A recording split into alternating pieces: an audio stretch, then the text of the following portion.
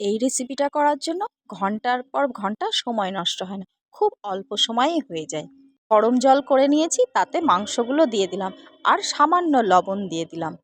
পাশেই একটা কড়াইয়ে তেজপাতা, শুকনো লঙ্কা আর গরম মশলা ফোড়নে দিয়েছি। দিয়ে তেলে পেঁয়াজটা দিয়ে দিলাম। এর মধ্যেই মাংসটা আমার সেদ্ধ হয়ে গেছে।